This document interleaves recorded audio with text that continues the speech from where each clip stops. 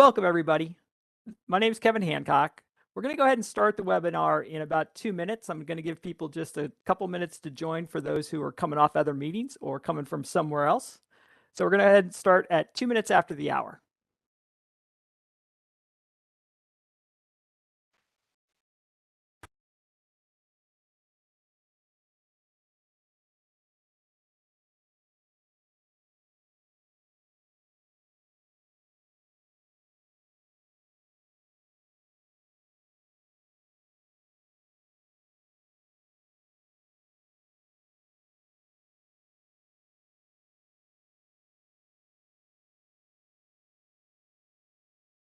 So for those of you who just joined us, we're going to go ahead and start the webinar in 1 minute. Just going to give people who are running a little late a chance to join up before we get started. So again, we'll start in about 1 minute.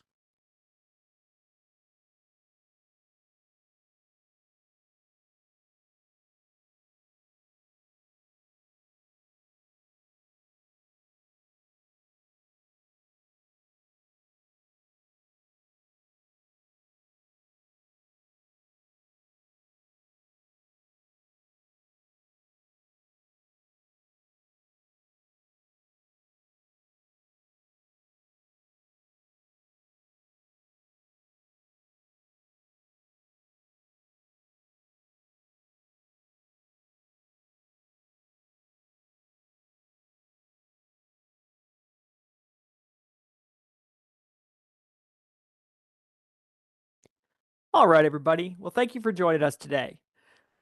This is Exostar's general webinar, 5 common questions about controlled unclassified information. Before we get started, just want to cover a few housekeeping details. So today's webinar is scheduled to last 45 minutes to an hour. I think we'll make the hour simply because we got a lot of questions in before this session. All participants will be muted to enable us to present without interruption. As I mentioned, we got quite a few questions in, so a large portion of today's event is dedicated to answering those questions. We've tried to incorporate as many answers within the presentation itself, but then we also have some questions at the end that we'll be doing as well. If there is an outage to the session, please wait for a minute and just refresh the page from the link you receive via email, or obviously within your browser as well. For your convenience, there is a link in the YouTube description to a glossary of commonly used terms, acronyms, and initializations that will be referenced during today's webinar. This webinar is being recorded.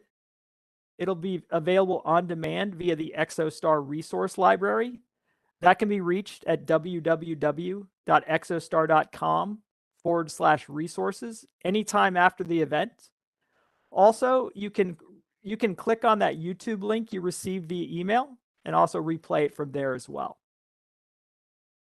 If at any time you'd like to speak with one of our industry experts, if you need to get a copy of the slide deck we're using today, please reach out to us at cmmc-team@exostar.com. Also, you can find live chat on the Exostar website, www.exostar.com.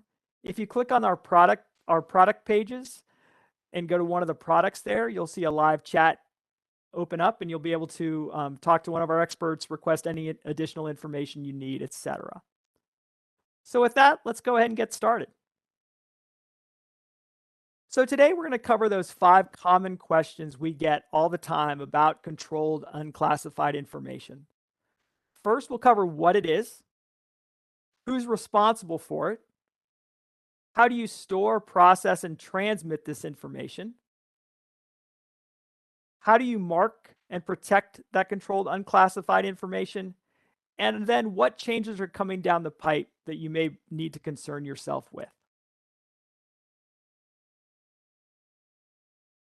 So I'm joined on today's webinar by Tim Fawcett from Guernsey.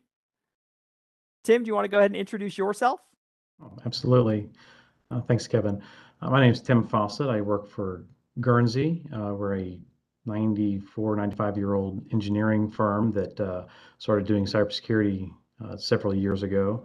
And we're a DOD contractor. And all those things allowed us to be in the game when we started planning for a CMMC, and we're the 8th C3PAO in the country. So we've been doing this for some time, and of course we're helping clients both prepare and when the time's right to get their to be able to do their assessments as well. So we've been pretty involved in this, and quite excited about this topic today because it's something we address a lot. So thanks for having me, Kevin. Thanks for coming on, Tim. And also, I'm joined by Waide Joins, Exostar's Chief Information Security Officer, to give us some practical advice on this topic. Waide? Thanks, Kevin. Yeah, it's great to be here. Waide Jones, Corporate Information Security Officer for Exostar. I've been with the company about 7 years, been in the defense industrial base 20 plus years, both in industry and then working from an industry perspective at the Sector Coordinating Council. So lots of discussions on this topic and CMMC and controls in general. So we're excited to be here. Thanks. Thanks, Waide. So just to give everybody a little bit of background on Exostar first, and then I'll turn it over to Tim to give us some information about Guernsey. So Exostar is an organization which works within highly regulated industries.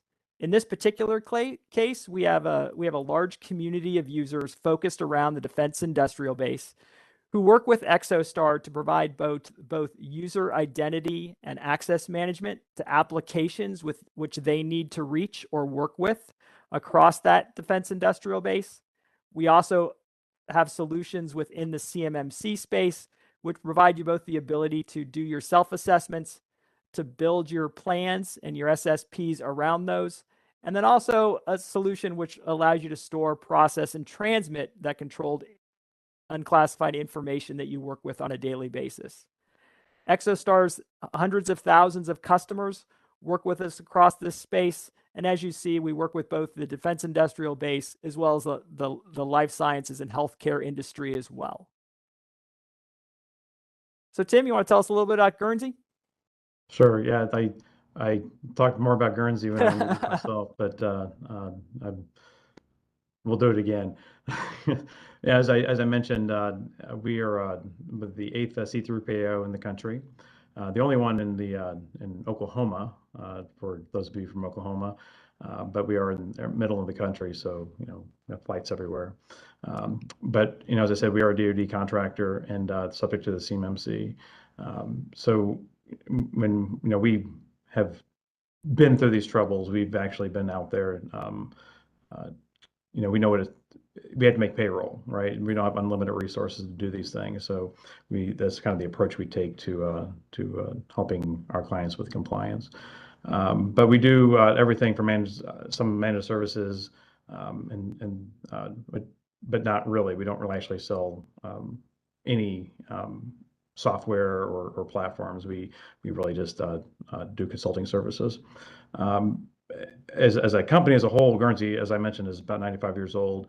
We started mostly in the electric space. We built a lot of the electric systems throughout the middle of the country during the rural electrification program. So our connection to critical infrastructure is pretty good as well. So that's Guernsey. There you go. Thanks, Tim. All right, so let's go ahead and start on the topic today. So what is controlled unclassified information? And the way I often say it is controlled unclassified information is all that other stuff, right? It's information the government creates or possesses, that an entity creates or possesses or on behalf of the government, it does not include the classified information, right? It's that other information that is necessary or processed as part of a government program. I'm going to ask Tim to take this one on the FCI, because there's a lot of questions about the differences. Well, FCI is that information it's related with the CMMC level 1, if you're familiar with that, but it's basically the requirements under the 84 CFR standard that pretty much all government contracts. but really what we're talking about here is that information is not intended for public release. RFIs, those sort of things like that you might find if you had to log on to sam.gov. But it's generated by the government to develop a product or service for the government. So it's information about that. But the important part that I wanted to make sure we talked about is what it is not. And it does not include information provided to the public. So if it's on a website, then it's not going to be considered FCI. And it doesn't include information for simple transactional information, such as those necessary for payment processes. This is an important caveat because there's questions of whether or not your ERP systems need to be included in CMMC. And generally speaking, depending on how things are, the information you have for purchase orders and payments and things like that don't constitute FCI and certainly don't constitute CUI. So, yep, that was one of the common questions we got in for this particular session. So go ahead, Tim. Oh, just to clarify that a little bit more, and it's maybe a question of verbiage and the way that people describe things. But if we talk about things being classified, we can't really classify things as CUI, right? It is going to be information that has been identified that needs to be controlled as CUI. So that's basically because the U is unclassified, so you can't classify a document, and that has two implications to it. First of all, it's a different standard that does that. So one of them is for classified national security information, and then a second one, CUI, is done through executive orders and implementing directives. So it's a different authority on there, but there's some caveats on that one because if it is not actually marked the same way that you would expect, you might understand things to be marked as classified information. Great. So we got this question in before as well. So is this just a Department of Defense directive? And the answer is really no, right? All government agencies routinely produce CUI information, right? Controlled unclassified information. It's not just a DOD thing. But many of us in the defense industrial base, the reason it is important is because we sign contracts with the Department of Defense, which call out this particular control. So it's often related to the Department of Defense. But all of these agencies and all other agencies often produce controlled unclassified information that you may have to concern yourself with as part of that. So it isn't just a DOD thing. It is a government-wide classification. It is why the National Archives are responsible for determining what is controlled unclassified information, and it's why the National Institute of Standards gets involved in creating the standards around the storage, processing, and control of that information. Tim, you want to go through some common examples? Sure. I did want to point out that not all those agencies are adopting it to the same diligence as the DoD is. Absolutely. I know Homeland Security has something called SSI, and they have their own rules around it. But rest assured, SSI is CUI, so that helps it all. But anyway, that's not what we're here to talk about. there was a lot of questions about some examples, what would be considered CUI. And there's a couple of different criteria there's several of them, but the things that you're mainly going to see is going to be this controlled technical information, which basically it's information about a military or space application that's subject to controls and that might give you information about reproduction or modification of something. So it's going to include things like technical drawings of facilities or equipment. So maybe the schematics for a part for a jet, could be the building plans for a skiff on an Army base. It's going to be technical reports, something that's going to give you details. Data or studies. A lot of folks are contracted to write studies, and the data they collect in the studies will oftentimes be identified as something that had to be protected as CUI. and then software that's designed specifically for DoD use. I think we have another slide in there about COTS and what Right. that is, but those are the examples of CTI that we wanted to point out. Yep. So the DoD critical infrastructure, these are also those things that are considered as those common examples. So now you'll find that there's actually a criteria for critical infrastructure, essentially. Then there's DoD critical infrastructure. And so basically you'll see, especially in the utilities privatization space, you'll see a lot of things like water assessments and physical security assessments that you would normally maybe see either in a municipality or some sort of utility. And those things fall under critical infrastructure. So the DoD has their own critical infrastructure, which falls in a little bit separately. So if you're in that space, you probably know about it. Sounds good. And then our favorite topic, ITAR.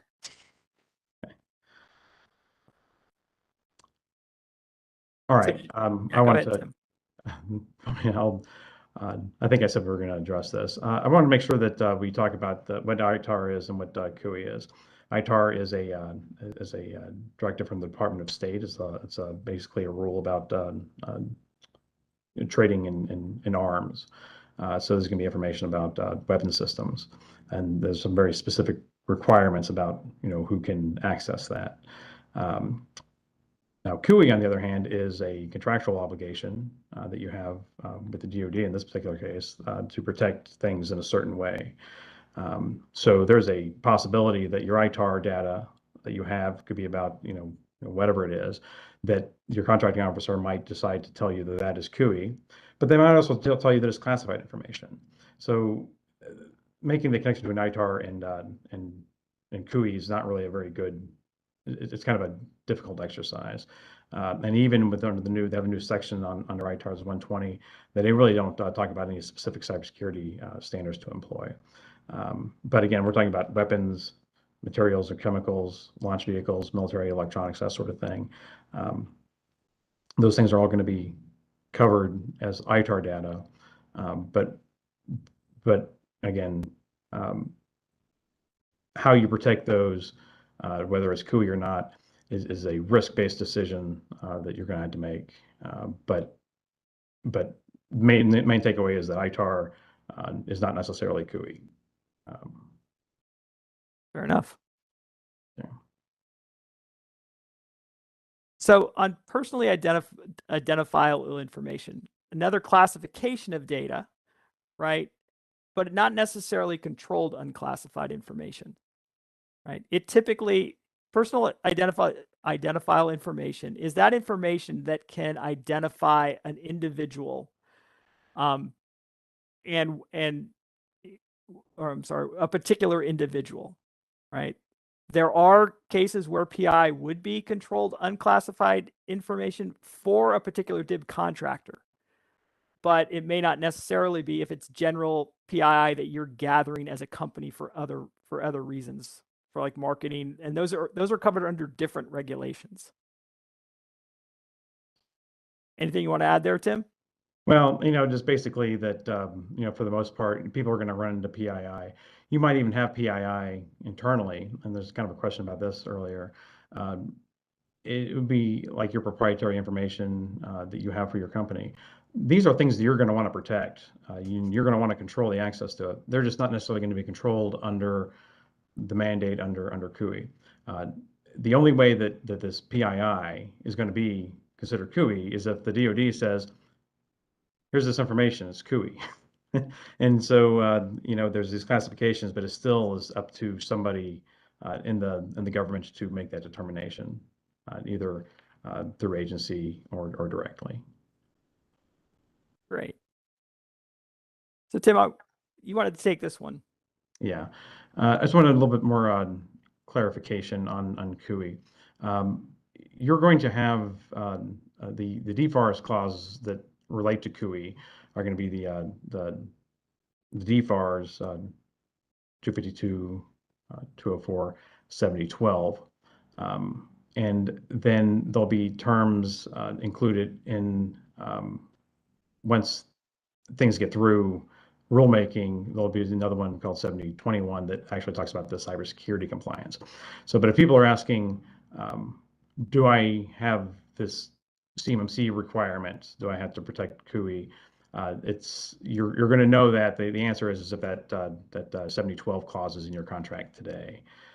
If you have that clause and you don't deal with CUI, then you really need to talk to your contracting officer and get that removed. But there's reasons it could be in there that aren't necessarily related to CUI, maybe. But that's the if you're asking how do I know this applies to me, that's how you know.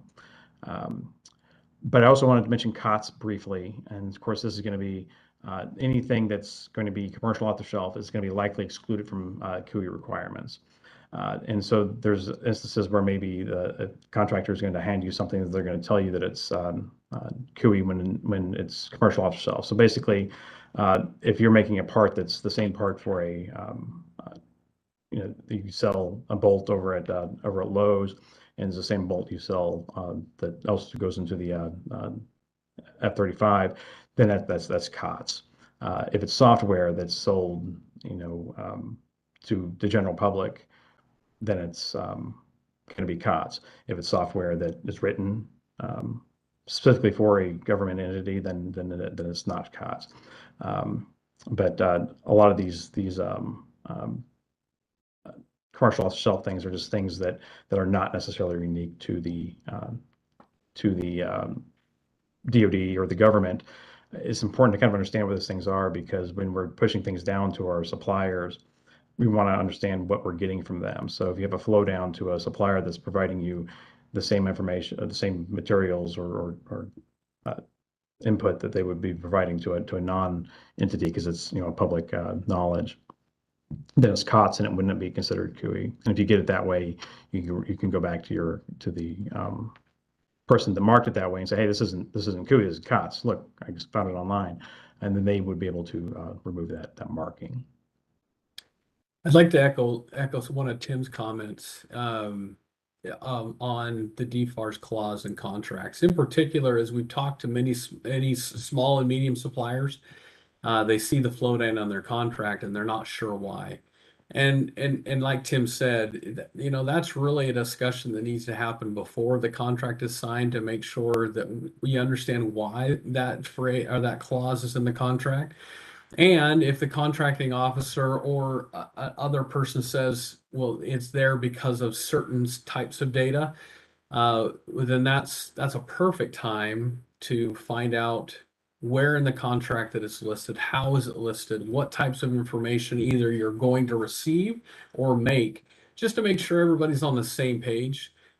We've had experiences where companies didn't ask that and they were surprised later.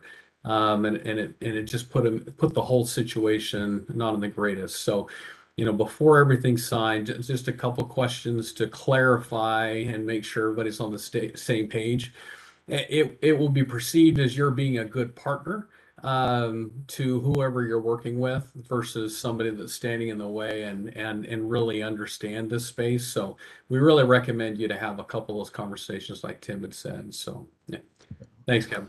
So, thank right. you, Waide. So yeah, if you think about it, CUI is going to come into your organization one of two ways. Either you're going to receive it from the government as part of your contract, and you're going to know that that's coming, or you're creating it as part of your contract.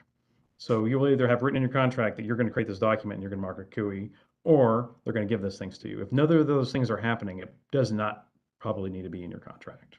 I mean, it might be, but it doesn't need to be. So thanks for the clarification there. Fair enough. All right. So, we just kind of alluded to this. Who's responsible for identifying and marking it? Right. So this, again, as both Waide and Tim mentioned, it really falls to the government or the contracting officer. Right. So governments create or possess that entity on behalf of the government. So the changing that designation falls on the originator, which is always the government, right? This is controlled unclassified information that is sent to a contractor or that contractual agency. Anything you want to add on that one, Tim? Yeah, and when I say agency, I'm talking about they're given that authority through their Right. contract. So Yep. my contract says I'm going to create this study of, I don't know, something, and in my contract to say you're going to create this report, and that report's going to be needs to be protected as CUI. That's the agency that I have. So in that case, I'm as the contractor acting as an agent of the government. Essentially, I'm able to do those things. But again, I can't just send the thing down to my subcontractor and have them unmarket CUI or market CUI. So Right.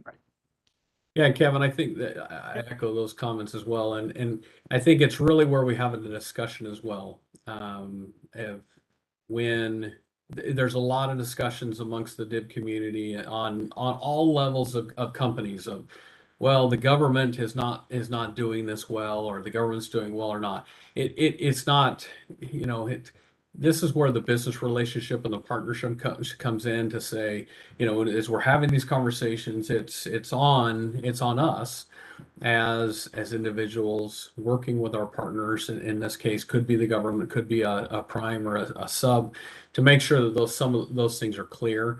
Because at the end of the day, whether it's marked or not, there still have been instances where that's been problematic. And so it's just good to have those conversations up front as much as possible. Or even if you're in a new phase of a contract, or the contractual terms maybe haven't changed, but some things have continued to evolve, an opportunity to take a stop and say, okay, hey, look, we've kind of come into a new realm here. What do we think about this, and how we're doing this? It's just us being good partners with each other. So anyway, Absolutely. Oh yeah. One other thing I kind of want to point out here that things have happened is, the government has a certain amount of tools in their toolbox, and one of their goals is to push down cybersecurity requirements to their subcontractors. This is a tool in their toolbox, and so they say, and we can't assume that all the contracting officers are experts in cybersecurity, or every detail, every default clause, or what CUI is. We can't assume that. And you might actually have someone says, "Oh, look, I'm going to put this clause in your contract, and that means that you're going to be secure." So we work with a lot of utility companies. Now, if they have a certain contract where they have an OT system, a SCADA system or something like that, it might have this requirement in there because that's the tool that they have to say, hey, here's how I'm going to make sure that you have cybersecurity. Well, the problem with it is, CUI, or at least the scoping guide under CMMC, doesn't actually, it explicitly excludes a lot of the areas that the clause may have actually been put in there to protect. So we might run into a scenario where all these things I'm saying about CUI are completely irrelevant because they want to put it in there because they want you to have cybersecurity, even if it's on a pretend environment that may get used in the future. So you gotta understand, there's what the law is, what the actual requirements are, but then the actual reason they're putting in your contract may not be, the same as the official reason for it being in the contract. Sure. So on this slide, I just wanted to ask some questions about the bullets, if you will, because we got some questions around this, right? So if I'm a subcontractor, right, and my prime has received controlled unclassified information from the government, and they pass it down, then they should pass it down to me marked as such. Is that correct? Is my understanding correct on that flow? Yeah, so they're going to provide it to you, as is, marked as CUI. Then yes, you would have the flow down your contract. In order for them to provide it to you, you would need to be CMMC compliant eventually, as Right. what the plan is. Okay. And then on the last bullet here, right, this applies to that. Look, today's discussion is about controlled unclassified information, but there are many other types of data out there. We already talked about the PII information, right, the personal identification, but your company may also have other classifications, or other companies you work with may have other classifications as well. All of that doesn't make it controlled unclassified information. Is that correct? That's true, and this might be one of those things as a subcontractor. If I'm a large prime and I want to make sure that, aside from the government, I want to make sure that my supply chain is secure. I might have my own requirements for my subcontractors that are completely independent of my flow downs or my contractual obligations with the DoD. So they might be interested in you protecting intellectual property that you're showing with them that may not be classified by the DoD or by them as CUI. So the point of the matter is, when we're talking about CUI, we're talking about how you protect information that is, or how do you control certain information. And so we wanted to put in here that there's lots of important things that all companies have in their companies. And if you're going to only make your security around the part that has the government stuff, you're missing a lot of the benefits of doing all these things, because these same cybersecurity controls they're asking you to put in to protect, this one drawing over here are really good things to protect your customer data or your employees' data. So that's my soapbox. I'll get off now. Fair enough. So where do I store, process, and transmit this information when it comes to?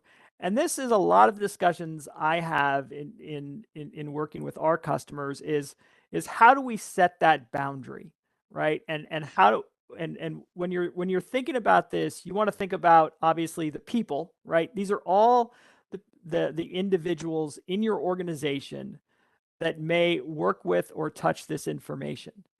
And with a lot of the work I've done across this space, right, that may start with your sales team as they respond to RFPs, RFIs, et cetera, and get information from the government or from primes.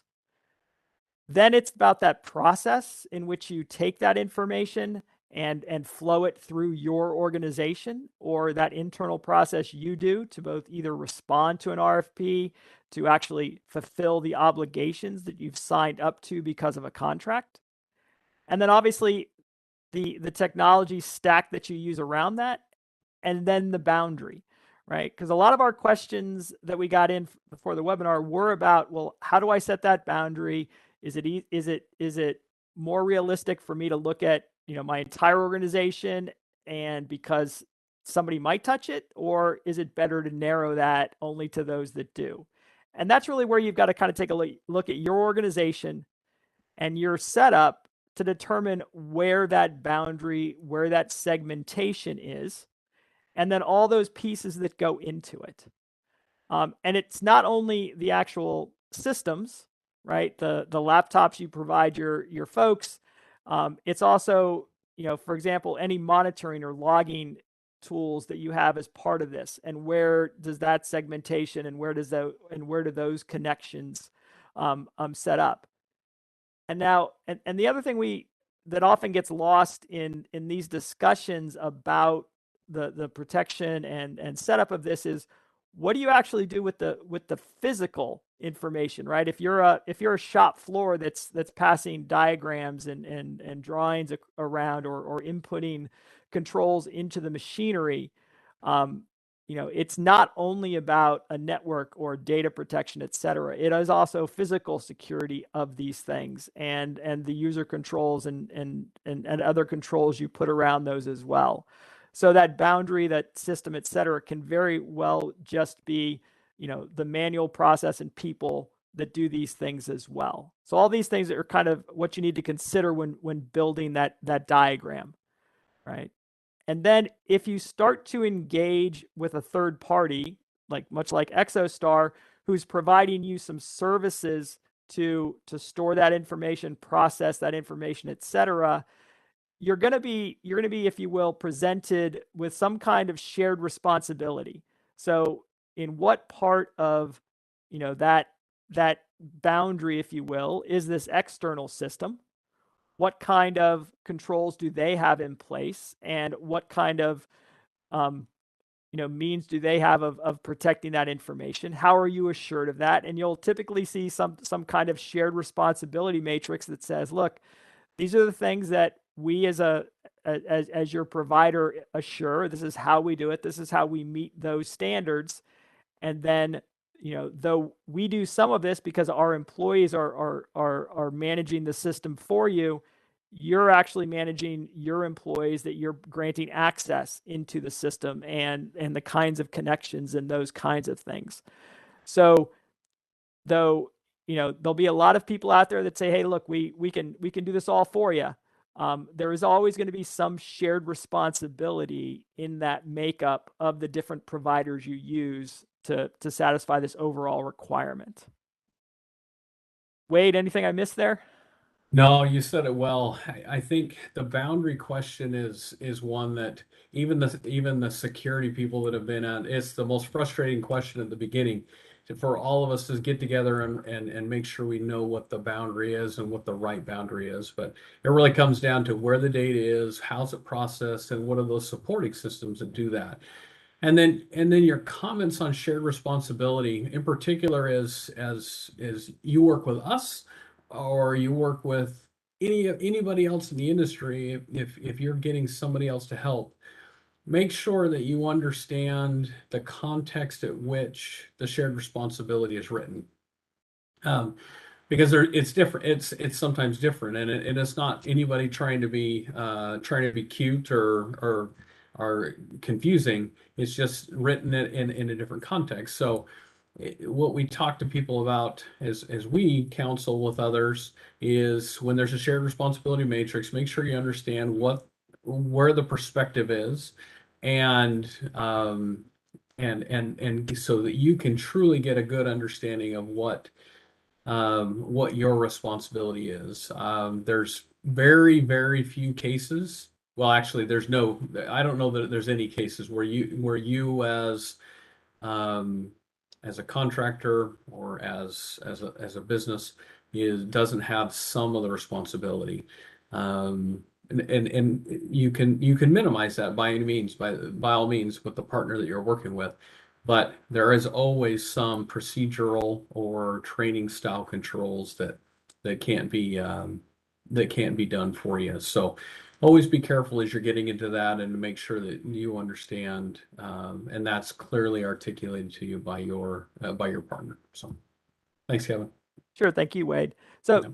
so Tim, to this point, so your organization has been accredited as a C3PO. Any thoughts on what you're going to be looking for as kind of those cloud service providers to offer you as, if you will, as one of those assessment organizations coming in? Now, I think we're going to make a distinction between the cloud service provider and when I say we, I mean, And the MSP. Yeah. Somebody other than me has to make a decision. What is a cloud service provider? What is a service provider? So, would I expect my MSP to meet the same standards as AWS? Probably not. Right. And the reason it comes in is we would expect those managed service providers to be, or the cloud service providers to be DFARS moderate equivalent, at least. How you do that is, I think LinkedIn probably is about to shut down every day because of all the discussions about that. But as an assessing body, I would expect to come in and especially for a cloud service that isn't necessarily already DFARS compliant, I would be looking for a SOC 2 report or something to that effect that actually, and not just one that actually goes out there and identifies those particular controls that I'm looking for, and the same thing is going to happen on your service provider. So you're there working with a small MSP, and when the particular control is their responsibility, we will just go over there and assess them as part of your organization.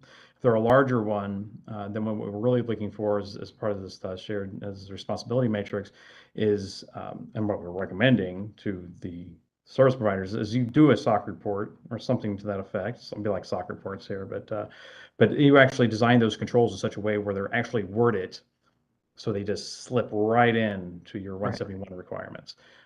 So, because as an assessor, I'm going to say, hey, how do you know? How can I prove to me that your service provider is doing this thing? And if I have this document that actually has testing documentation associated with it, then I might be able to rely on that. There's still some still rulemaking and thoughts going on about that. But based on what we've been told now, our burden to determine that is probably lower than a lot of people may think it is. So yeah. Fair enough. Okay, so we had a lot of questions about the marking of controlled unclassified information. So Tim has provided some great examples. I'm going to let him cover this section. Okay. Oh, I see what happened to that. Yeah. So there's a guidance out there, the DODI 5248. It goes ahead and describes the minimum requirements for CUI marking. So we're going to go through some of these templates, but I want to make sure that you kind of understand that, first of all, there's no responsibility if you go out there and find and mark your own CUI. So if you're getting CUI from the government, they've marked it and they presumably met their standards. If you are contracted to create CUI, they're probably, although the questions we got today may not have said this, but they will probably say, hey, here's how we want you to mark this. But for lack of that, there are some minimum standards for what you want to do. So you want to make sure you have the name of the DoD component, the identity of the office creating the document, identification of the types of CUI contained in the document, other categories and abbreviations that are spelled out there, the distribution statement, and the name and number of the mailbox of the originating DoD component. So the point of contact is the person we asked who can change who can make it un-CUI is going to be that person. So if the takeaway is, no matter what your markings look like, this is the information that needs to be in there, and you're going to get that information from that standard that I just mentioned. So here's our standard CUI cover sheet. This is going to be for your documents, your physical documents. You'll set this on top of them, so people know that's what that is. Again, this is different everywhere, and again, we do work with TSA, and they have this SSI cover sheet. It looks just like this, and they have their own controls around it and stuff. But the idea of it is that there's certain standards that need to be on here, and they're all listed in there. Again, same sort of information. So we talk about demonstrates the use. So the dissemination control. So sometimes you have CUI, but then there's additional categories on there saying, who can actually access this. And that's where a lot of people have questions about, hey, can I give CUI to, whoever? And this dissemination control is an indication is actually what determines that, not necessarily the CUI classification. So anyway, then you have the distribution statements. So anyway, these are just some examples. But you see we have an export warning control on here. Sometimes there's information about particularly what's in there and what's actually making it CUI. There's a reason for that too. Next, I want to go through this. So here's some of the distribution statements. So if you look at those, those areas, these are the pre-approved ones. So these are a lot of things you can see. So it might be CUI with these markings, two different things. So, but usually this information will be in there as well. And next one. So there's actually guidance on there and examples of how you mark PowerPoint slides. You can see that the CUI is on top of the slide, and then there's a designation indicator block. That just needs to be on the front page of it, where you just have to have the CUI at the top and bottom of each slide. So if it's a spreadsheet, you'll see the CUI in the header and the footer. If you don't know how to do headers and footers in Excel, it can be done.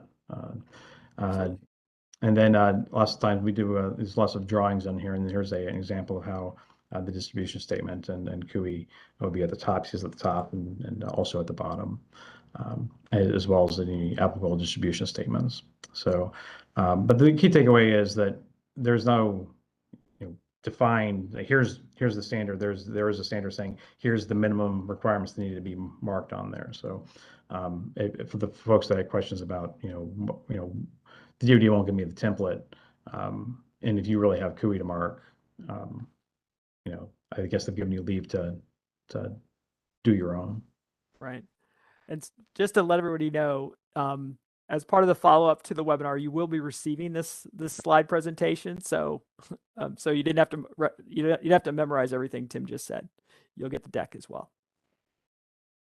So how do I protect this information? Right. This is really what NIST 800-171 is. Right. This is the National Institute of Standards laying out those controls you have to have in place in order to protect that controlled unclassified information. As Tim mentioned, right, these controls are also the things you probably should have in place to protect all information within your company, right? They are often just very good practices when needing to put controls in place to segregate out information within your company. So it is also just a great starting place to put in place those general procedures as well. But, how do you do it, or what do you need to do? It's laid out here in the NIST 800-171. And that is why when we talk about CMMC and where, and what the evolution is, it is why CMMC is keeping to that 800-171 as the baseline for the level 2, which is around that controlled unclassified information. So it is those same 110 controls that align with that 800-171. Right? If you don't have controlled unclassified information, you'll still be expected to be at level 1, right? That's those 17 practices. And then if you've got what's considered critical controlled unclassified information, that's when you start to move up to level 3. And the best way, I think, to determine where you are or where you're going to need to be when CMMC is implemented is to really look at your current contracts and determine, which of those FARs or DFARs clauses you currently have in there. And that'll help you determine which of the CMMC levels you need to shoot for going forward, and which ones you need to be able to, be credited to as part of that CMMC path. Tim, anything you want to add on to this one? Yeah, first of all, there's a typo on there. The DFAR 7021 was the standard that came out for CMMC 1.0. And presumably, when they go through rulemaking, maybe it'll be 21 still. But that's the standard that actually that says all the rules about CMMC. But keeping in mind, CMMC 2.0 is not finalized. There's a lot of things that are said in there, like what critical CUI is. There's no such thing as critical CUI. So if you want to figure out where you're going to be, I think we're all sitting here patiently waiting for the standards to come out and describe what that is. And debates, can go on forever. If I'm asking myself, what's and the difference is, whether or not you have to have that additional assessment. There's also another category that says that some people will have to have just the annual self-assessment, and other people will have the annual self-assessment or self-attestation actually, plus the third-party attestation. There's a bifurcation in there that's based on the level of types of CUI you have that aren't really defined yet. And so it's difficult to make that determination as to whether or not you're going to just have your CEO sign the paper, or if you had to actually hire a third party to come and do the assessment. That remains to be seen. And there's lots of reasons that I wouldn't necessarily want to venture a guess where that line's going to lie. At the end of the day, you are obligated to do them, and when you're signing that as your, if you're if you're doing this and you have the 7012 now, it'll probably be a requirement for you to be level 2. You'll have to sign that as a CEO. And when you sign that document, or if you put this thing in your contract and you don't do them, then you can be liable under the False Claims Act. That's how they're enforcing this thing right now. So, while normally you would consider this to be like a civil action, so as a breach of contract, you're not doing that. But keeping in mind this with the government, and the way the law works is if you make false claims to the government, now it's become a criminal act. And so when that's kind of, you're upping the stakes, and that's going to be the same stakes whether or not you are doing a self-assessment only, or you had to have that third-party attestation. So I only mention that because the risk is real regardless, and there's a thought out there that if you wind up being in that bifurcated site that doesn't have to do the controls, the third-party assessment, that you actually have somebody come in there and at least do some sort of assessment to take on some of that liability. So Makes sense. Sorry, I probably talked too long about that. Oh, no problem. So, just kind of give everybody an update, right? So the current state, right, is that if you've got these the current DFARS clauses there, you already should be doing this, right? 800-171 compliance has been part of these DFARS clauses for quite a while now. So you should have already been able to do a self-assessment of how you're doing against those. If you've got the 7019 clause in there, you've been required to go into the SPURS system and submit your score, right? You've done a self-assessment. You've scored those 110 controls somewhere between that 1 to -5.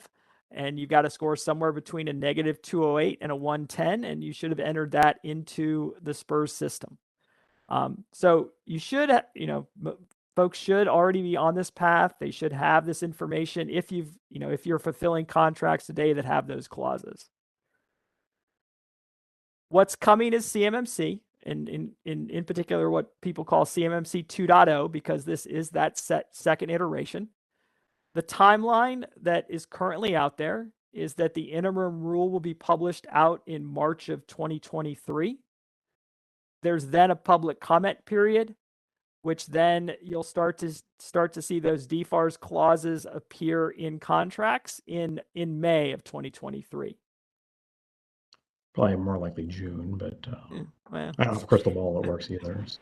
Yeah, I mean the public comment period is the least amount is 60 days. So the soonest you'll see it is May, but as Tim said, it could certainly bleed over. There has been a voluntary assessment program being that was instituted by DIBCAC to start to put in, if you will, kind of the model of how the assessments will go. There have been 3 of those that have been done. They did provide the group some feedback on how those went. There is at the same time going in the background that there is a NIST 800-171 rev change coming. So R3 is also expected to be released at this time. So there may very well be some tweaks to those 110 controls, some additions, etc.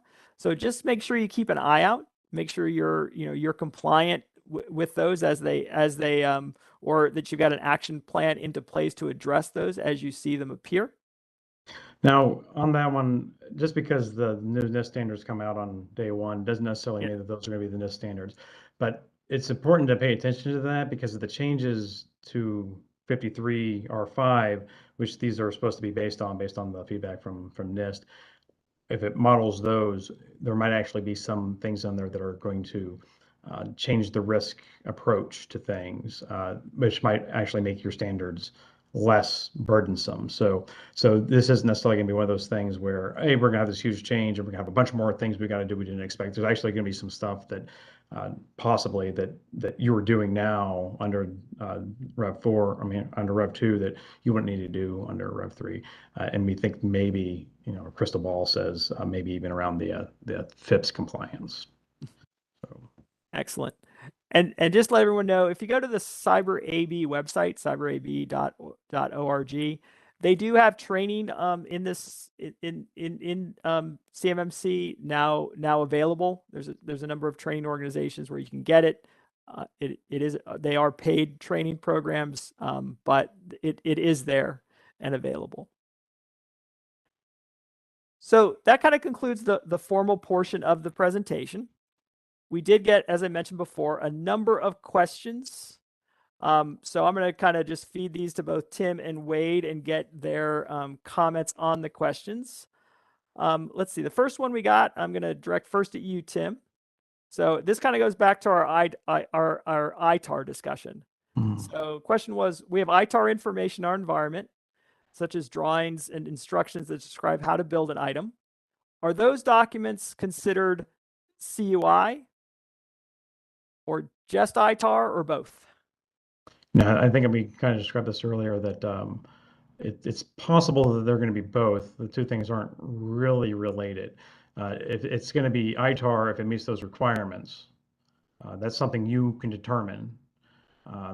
You can't determine whether it's CUI or not. Your contracting officer has to. But keeping in mind that there's a good chance that those things are actually classified documents. So if that's the case, then they're not CUI. So, just thinking kind of about the context of what a document is, how you're protecting it and why, and what you're protecting it from, those are those two things. So you can be ITAR and you can be CUI, you can be CUI, not ITAR, and you can be, all the combinations of the two, because they're only tangentially related. Yeah, and I agree with what was said. And as I say, we'll assume that it's not classified because of how the question was answered. So we'll assume that we're making a bit of assumption, but it's ITAR, unclassified, because nobody's designated as such. And I don't know that we've ever seen a situation where ITAR has not been classified as CUI, albeit that I support Tim's to have the discussion with those that you're working with. But the most conservative view is that you treat ITAR as CUI. Sounds good. Okay, wait, I'm going to direct one at you because it's about an enclave.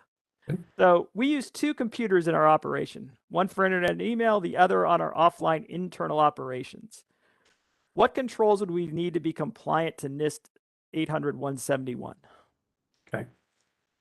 So I have to make a couple of assumptions here, but so if you have one computer on the internet for email and others, I assume that's the way that you're communicating with the outside world and also those with whom you're working with. You've got to get the data, the contract information or the build specs or whatever else, unless you're designing all that yourself, but there's usually a detailed design situation there. So the answer is wherever the CUI is where you're going to have to protect it. I'm going to make an assumption because of the scenario that you're likely getting CUI through that online computer. So that is going to be one of the systems that is going to be going to need to be protected at that level. And then because you articulate your offline internal operations, accounting, materials management, production control. When you bring in the materials management production control, I'm going to make an assumption there as well. It's just that's where the CUI is going to go if you do have CUI, and those will have to be protected at that level as well. Okay, fair enough. Tim, anything you want to add to that? I think that it's worth anybody's time when they're looking through enclaves and setting up their system security plan to make sure that they're going through the CMMC scoping guide. It's as far as what it is, I think it serves a really good purpose. It fills a giant gaping hole that's in 171 about identifying your assets. So, I agree with the scope of that, but you also want to keep in mind there's going to be these security assets. So anything that's doing authentication, anything that's doing logging and monitoring, all of those would also be protected as such. And then we have the other ones, which also is oftentimes where the email is going to fall, is going to be what they call the risk managed assets, which don't have the same criteria either. And those are systems that can have CUI, but aren't meant to.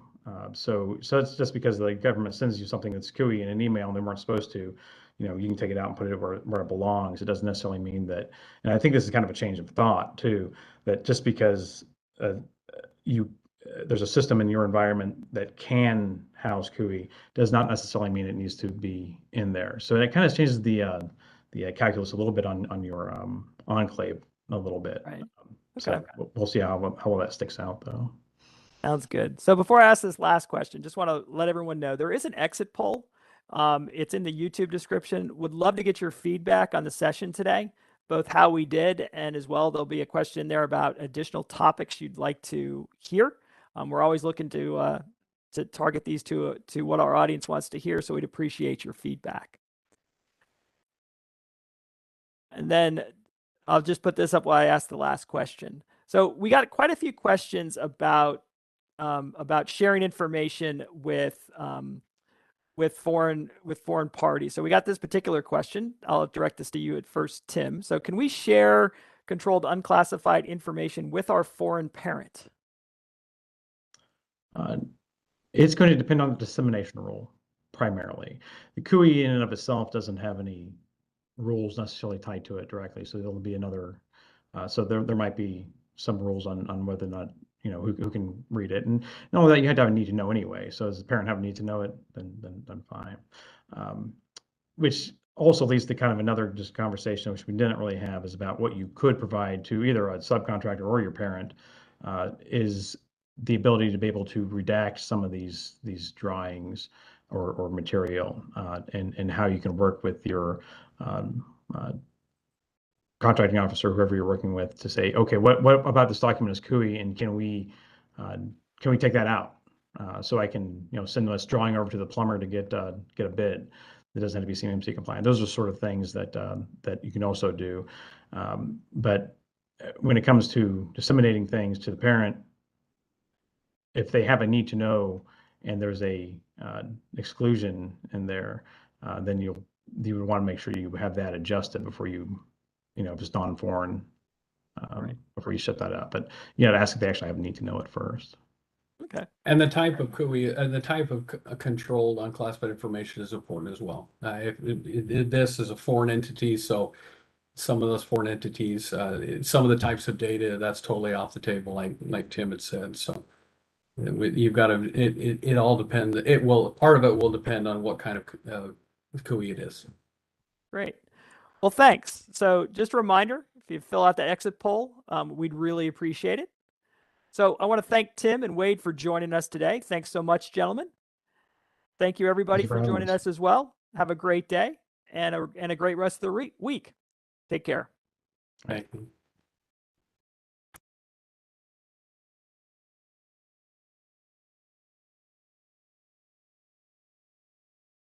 All right.